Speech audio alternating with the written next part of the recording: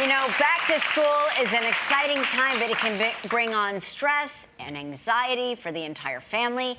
Here with tips and tools for preparing both kids and parents for common school stressors is psychiatrist Dr. Gail Saltz, always the most important guest we have on this show. Good to see you. What are some of the most common signs of stress for kids, like when they start at the beginning of the school year? I remember, like, I would get excited to buy the new backpack. Right. But then That's the good part. It quickly derailed after that. Yeah, I mean, these are important conversations to have before school starts because that anxiety builds with the newness and the what ifs. So you see signs of worry, basically. Kids going, what if this happens? What if that happens? They might get a little tearful. They might regress a little in behavior. So look for those things, but having these conversations ahead of time will really help. What's the most common cause of stress? So social things. Kids worry about bullying. That is a biggie.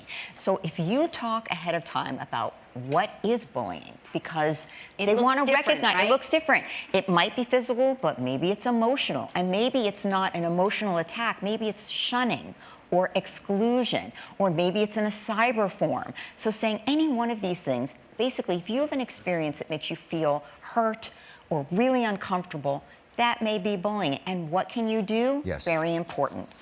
Don't engage with your bullier. They're looking for that. So try to be prepared and say, I'm just going to walk away. That's plan A. Plan B is having a bystander, which we know is the most valuable thing you can do for bullying. So ask your one friend, hey, if this happened and you're standing there, could you just say, hey, don't do that, that's my friend. And I will do the same thing for you. That will diffuse bullying the best.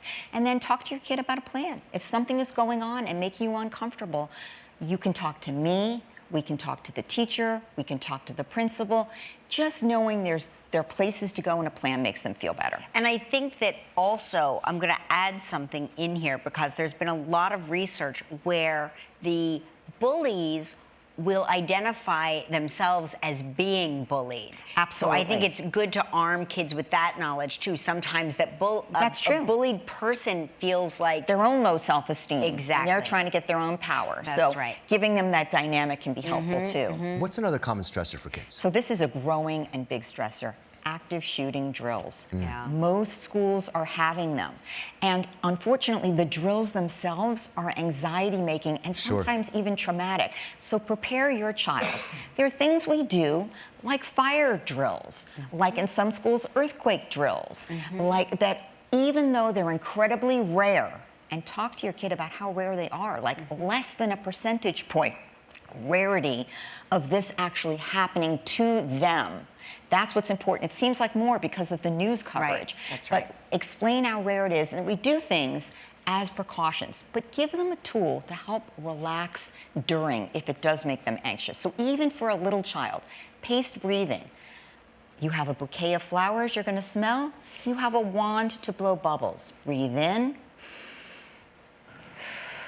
Breathe out. Even for a small child, while they're doing it, That they makes can do sense that to them. to help them relax so it doesn't become traumatic. And just reinforce, this is rare.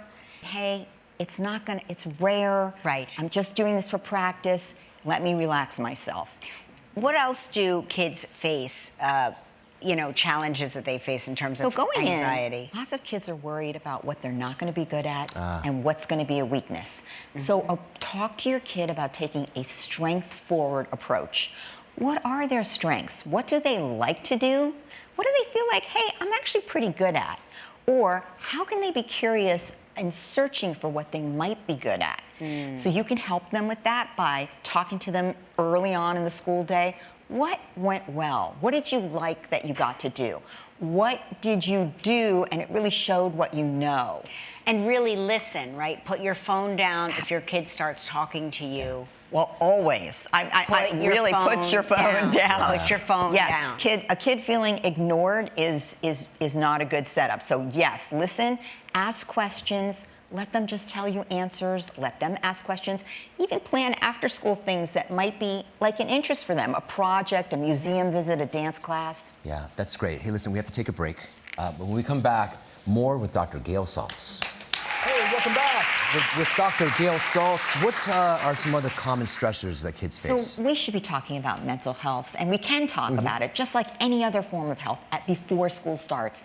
Everybody gets worried or sad or distracted sometimes. But if you're worried all day, if you can't do things because you're sad, if you can't attend so you can't do well in school, this is something that might be happening in your brain. Talk to your child about that. It's not their fault. It's not their friend's fault. We need to talk about it so we can get help. So make it part of the conversation. Worry, sadness, distractibility. These are the common things that happen with kids. Talk to us about social media in the start of the school year. The Surgeon General has said, hey, this is a problem. It's creating loneliness and mental health issues in kids. Don't let your kid have social media before the age of 13. I concur. This is so That seems too important. young too, frankly. You know, the longer you can delay, the better. But it gets harder from peer pressure standpoint. But really, if they're going to be on it, only what you allow them to be on. Talk to them about who's on, what are they seeing, what does it make them feel, and lastly, it's very important, don't do things just because you saw it on social media. Some of these things are dangerous. Engage about it. I've been reading about these crazy TikTok challenges where kids are like dying. That's right. They're trying these trends out. So parents talking about just because you saw a trend doesn't mean it's safe. We have to talk about it. Always Dr. lovely to Gail, have you. Thank you. Yeah, thank you Thanks so for having much. me.